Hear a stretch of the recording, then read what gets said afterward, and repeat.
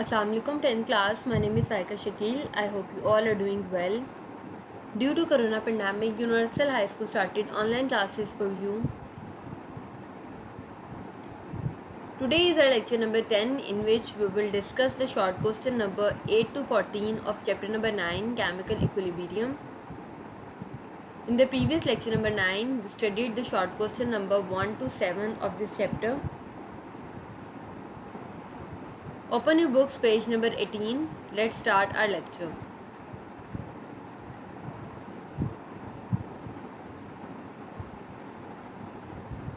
The questions we are going to discuss today are: derive chemical equilibrium constant expression of the synthesis of ammonia from nitrogen and hydrogen.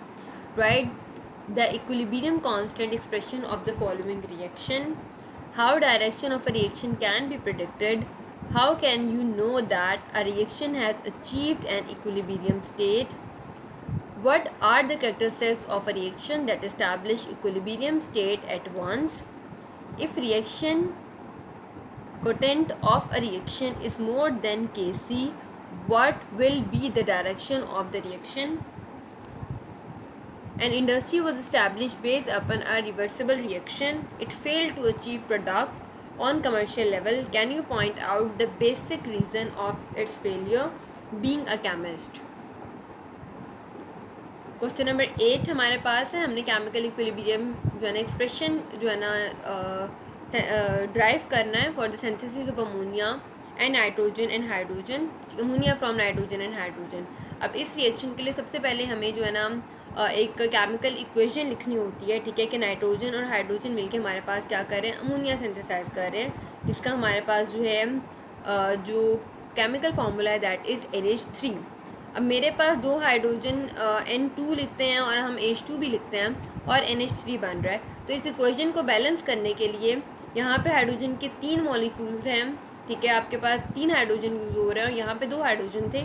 तो इस equation को balance करने के लिए मैं यहाँ पे 3 लगाऊंगी और यहाँ पे 2 लगा दूँगी. 3 2 6 हाइड्रोजन हो जाएंगे और यहाँ पे 2 3 6 हो जाएंगे. और नाइट्रोजन यहाँ पर पहले 1 था और यहाँ पे 2 थे, तो मैं 2 लग गया तो यहाँ पे दैट मीन्स के नाइट्रोजन भी क्या हो गए, इक्वलाइज हो गए. तो ये हमारे पास एक बैलेंस केमिकल इक्वेशन हमारे पास आ गई. तो इसके लिए सबसे पहले मैं रेट ऑफ फॉरवर्ड रिएक्शन निकालूंगी. That is RF is equals to rate of forward reaction is equals to KF. आपके पास जो है ना कॉफिशिएंट है फॉरवर्ड रिएक्शन का और मेरे पास रिएक्टेंट के डायरेक्टली प्रोपोर्शनल है. तो रिएक्टेंट मेरे पास क्या आते हैं, nitrogen N2 and hydrogen H2 और उसका जो एक्टिव मास है दैट इज़ 3. वो हमारे पास क्या आ जाएगा, पावर में आ जाएगा. उसके बाद मैं रेट ऑफ रिवर्स रिएक्शन निकालूंगी. That is equal to KR and then हमारे पास प्रोडक्ट क्या है, हमारे पास अमोनिया और उसका जो कोफिशिएंट है दैट इज़ 2. वो पावर में आ जाएगा. हमें पता है रेट ऑफ फॉरवर्ड रिएक्शन और rate of reverse reaction equal होते हैं. ठीक है, तो मैं रेट ऑफ फॉरवर्ड रिएक्शन की वैल्यू यहाँ पे लिख दूँगी जो हमने ऊपर लिखी थी और रेट ऑफ रिवर्स की यहाँ पे लिख दूँगी. ठीक है, KR और ये K आपके पास KF था और ये KR है. KR यहाँ पे मल्टीप्लाई हो रहा है, इधर जाके क्या हो जाएगा, डिवाइड हो जाएगा. ठीक है, और आपके पास अमोनिया यहीं पे रहेगा. ये नाइट्रोजन एंड हाइड्रोजन यहाँ पे मल्टीप्लाई हो रहे हैं, इधर जाके क्या हो जाएंगे, डिवाइड हो जाएंगे. ठीक है, और हमारे पास जो कॉफिशिएंट है KF ओवर KR हमारे पास इक्वल हो जाएगा KC के. That is equal to product over reactant that is ammonia का स्क्वायर नाइट्रोजन एंड हाइड्रोजन का क्यूब. देन क्वेश्चन नंबर 9 है हमारे पास. हमने जो इक्विलिब्रियम कांस्टेंट लिखना है फॉलोइंग रिएक्शंस के लिए. हमारे पास एक बैलेंस केमिकल इक्वेशंस उन्होंने दी हैं. तो मुझे पता है कि जो KC है that is equal to product over reactant. तो मैं डायरेक्टली क्या करूँगी, इस वैल्यू के लिए, इस रिएक्शन के लिए मैं हाइड्रोजन आयोडाइड लिखूँगी और उसके साथ 2 है तो मैं ऊपर 2 लिख दूँगी.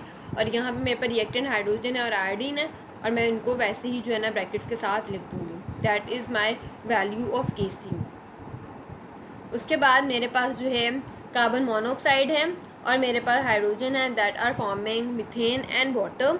ठीक है, तो मैं प्रोडक्ट ओवर रिएक्टेंट सबके साथ जो है आपके पास 1 1 है सिवाय आपके पास हाइड्रोजन के. बाकी सबके पावर में कुछ भी नहीं आएगा और आपके मेरे पास जो हाइड्रोजन है इसके पावर में क्या आ जाएगा, 3 आ जाएगा. That is the value of KC for my second reaction. Question number 10 है. हमने डायरेक्शन बतानी है रिएक्शन की. हम कैसे डायरेक्शन को प्रेडिक्ट कर सकते हैं किसी भी केमिकल रिएक्शन की. हमने पढ़ा था पहले भी टॉपिक में कि हमारे पास जो QC की वैल्यू है और KC की वैल्यू है इनकी जो न्यूमेरिकल वैल्यूज़ आती हैं उनको कंपेयर करके हम जो डायरेक्शन बता सकते हैं किसी भी केमिकल रिएक्शन की। अगर आपके पास QC की वैल्यू कम है KC की निस्बत, तो मेरे पास जो रिएक्शन है वो लेफ़्ट टू राइट जाएगा, दैट मीन्स के फॉरवर्ड रिएक्शन में मूव करेगा, ठीक है, मतलब कि इक्विलिब्रियम इस्टेब्लिश करने के लिए उसको फॉरवर्ड रिएक्शन में ज़्यादा मूव करना पड़ेगा। और अगर मेरे पास KC की वैल्यू ज़्यादा होती है और QC की वैल्यू ज़्यादा होती है एज़ कम्पेयर टू KC के, तो तब मेरे पास जो रिएक्शन है वो राइट टू लेफ़्ट मूव करेगा, दैट मीन्स के रिवर्स रिएक्शन में मूव करेगा टू अटेन इक्विलिब्रियम। और अगर मेरे पास KC और QC और KC की वैल्यू इक्वल होती है, तो दैट मीन्स के फॉरवर्ड और रिवर्स रिएक्शन हमारे पास जो इक्वल रेट पे जा रहा है, दैट मीन्स के केमिकल इक्विलिब्रियम इस्टेब्लिश हो चुका हुआ है। दैट इज़ द हमें बताया कि अगर इसकी वैल्यू कम है और इसकी वैल्यू ज़्यादा है तो फॉरवर्ड डायरेक्शन में मूव करेगा, और अगर हमारे पास इसकी वैल्यू ज़्यादा है और इसकी कम है तो वो रिवर्स रिएक्शन में मूव करेगा, और अगर दोनों इक्वल हैं तो हमारी इक्विलिब्रियम स्टेट आ गई है। हमारे पास क्वेश्चन नंबर 11 है, how can you know that a reaction has achieved an chemical equilibrium state. हमें कैसे पता चलेगा कि एक जो हमारे पास रिएक्शन है उसने इक्विलिब्रियम स्टेट इस्टेब्लिश कर लिया। जब हमें पता होगा कि QC की वैल्यू और KC की वैल्यू इक्वल हो गई है, तो मेरे पास फॉरवर्ड रिएक्शन और rate of reverse reaction equal हो गए हैं, तो दैट मीन्स कि मेरे पास जो इक्विलिब्रियम स्टेट है वो इस्टेब्लिश हो गई हुई है।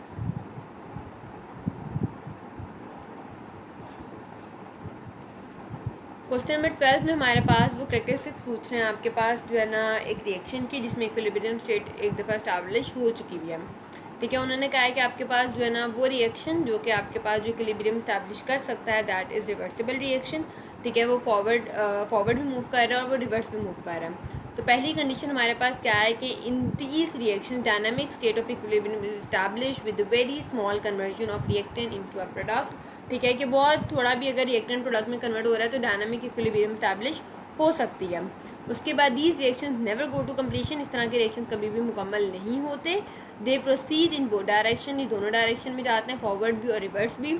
For these reactions value of KC is small, और इस तरह के रिएक्शंस के लिए आपके पास जो KC की वैल्यू है वो बहुत ज़्यादा छोटी होती है। क्वेश्चन नंबर 13 है हमारे पास, if reaction QC of a reaction is more than KC, what will be direction of the reaction. ये हमने ऑलरेडी डिस्कस कर लिया हुआ है कि अगर हमारे पास QC की वैल्यू ज़्यादा होती है और KC की निस्बत, तो मेरे पास जो रिएक्शन है वो रिवर्स डायरेक्शन में मूव करेगा। और क्वेश्चन नंबर 14 था हमारे पास कि अगर एक इंडस्ट्री आप इस्टेब्लिश करते हो रिवर्सिबल रिएक्शन की बेस पे और वो इतना ज़्यादा आपको प्रोडक्ट नहीं दे पाती, ठीक है, जो कि कमर्शियल लेवल पे आप उसको जो है यूटिलाइज़ कर सको, तो आपका रीज़न होगा फेलियर का, being a chemist. Industry establish on the basis of a reversible reaction fail because reaction is reversible in which dynamic equilibrium is established between reactant and the product. Products he combine to form reactant, so desired commercial product and the required amount is not obtained. अब reaction हमने जो base की industry वो reversible reaction पे किया है, हमें तभी पता चल जाना चाहिए, अभी हम पूरे चैप्टर में यही डिस्कस करते हुए आए हैं कि जब रिएक्शन रिवर्सिबल होता है तो रिएक्शन कभी भी मुकम्मल नहीं होता। जब रिएक्शन मुकम्मल नहीं होता तो हमें एक मैक्सिमम अमाउंट ऑफ प्रोडक्ट नहीं मिल रही होती, और जो प्रोडक्ट बन भी रहा होता है तो वो रिएक्टर बना देता है, ठीक है, तो हमें एक वो रिक्वायर्ड अमाउंट ऑफ प्रोडक्ट नहीं मिल रही होती। तो जब एक रिवर्सिबल रिएक्शन हमें कमर्शियल लेवल पे इस्तेमाल करना चाह रहे हैं तो वो एक गलत फ़ैसला है, क्योंकि हमें वो एक रिक्वायर्ड अमाउंट ऑफ जो है प्रोडक्ट नहीं मिल सकती, क्योंकि वो दोबारा से रिएक्टेंट बना देगी। रिएक्टेंट प्रोडक्ट बना रहे हैं तो वो प्रोडक्ट दोबारा से रिएक्टेंट बना देगा, तो हमें जो ज़्यादा अमाउंट है प्रोडक्ट की वो नहीं मिलेगी। और कमर्शियल लेवल पे हम उसी प्रोसेस को यूटिलाइज़ कर सकते हैं जो कि हमें मैक्सिमम अमाउंट ऑफ प्रोडक्ट दे रहा हो, तो इसीलिए हमारी जो इंडस्ट्री है वो फेल हो जाएगी। इन लेक्चर नंबर 11 इंशाल्लाह we will discuss the long question number 1 and 2. That's all for today. अल्लाह हाफ़िज़, थैंक यू।